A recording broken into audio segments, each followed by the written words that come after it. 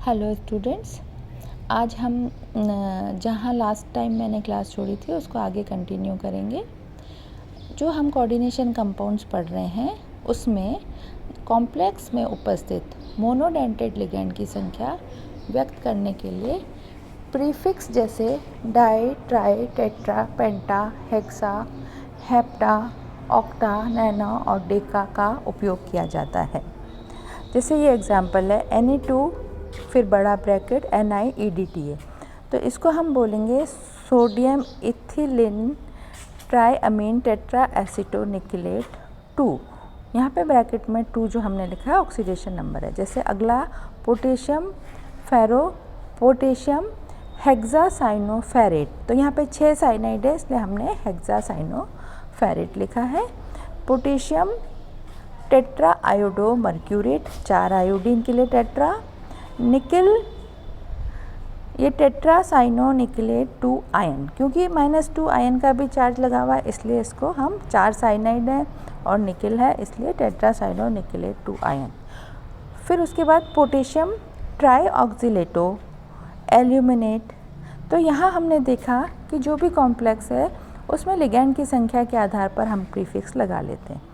लेकिन यदि कॉम्प्लेक्स में किलेटिकरण लिगैंड उपस्थित हो तो लिगैंड के नाम के पहले पूर्व लग्नों को जैसे बिस, ट्रिस, टेट्राकिस, पेंटाकिस, हेक्साकिस का उपयोग किया जाता है।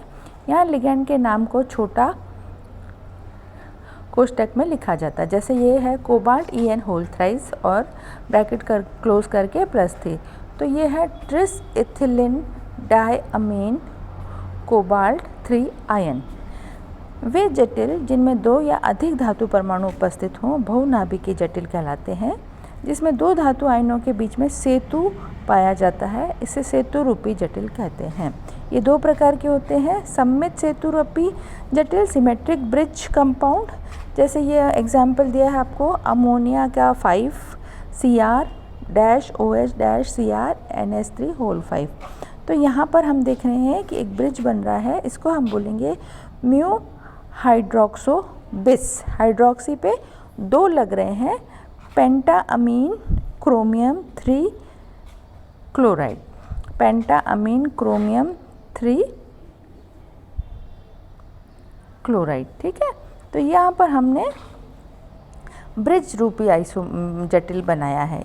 यदि किसी जटिल में एक से अधिक समान लिगैंड उपस्थित हों तो प्रीफिक्स जैसे डाई, ट्राई, टेट्रा आदि का उपयोग किया जाता है। ये नीचे एग्जाम्पल है di mu hydroxo octa amine di cobalt sulphate, mu di hydroxo bis tetra amine cobalt sulphate. Asymmetric सेतु युक्त जटिल अंग्रेजी वर्णमाला का क्रम उपयोग लिगैंड के लिए किया जाता है। जैसे इस एग्जाम्पल में हम देखते हैं mu amido, mu super oxido, hexa amine dichloro di cobalt, mu अमीडो।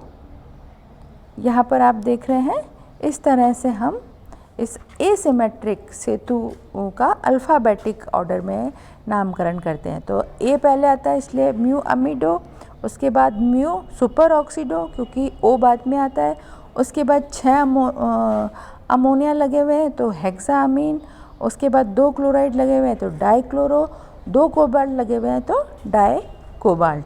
इस तरह से इसका नामकरण हम करते हैं। यदि जटिल में धातु बंध उपस्थित हों तो धातु परमाणु के नाम के पहले पूर्व लग्न के रूप में बाय लगाया जाता है। जैसे ऑक्टा अमीन डाईक्लोरो बाय प्लैटिनम 2 क्लोराइड, क्योंकि यहाँ पर धातु के बीच में बंध उपस्थित है। नेक्स्ट है ज्यामितीय समावयवियों का नामकरण। जब ज्यामितीय समावयवी हैं तो उनका नामकरण इस प्रकार से करेंगे। पहले समपक्ष विपक्ष शब्दों का प्रयोग किया जाता है। डाईअमीन डाईक्लोरो प्लैटिनम, ये सिस है क्योंकि दोनों क्लोरीन दोनों अमोनियम सेम साइड पे हैं। दूसरे एग्जाम्पल में डाईअमीन डाईक्लोरो प्लैटिनम, इसमें ट्रांस है क्योंकि अमीन और क्लोराइड एक दूसरे की ट्रांसपोजिशन पे है। ऑप्टिकल आइसोमेरिज्म नेक्स्ट है, इसमें हम डी या डी के लिए प्लस और एल के लिए माइनस का प्रयोग करते हैं।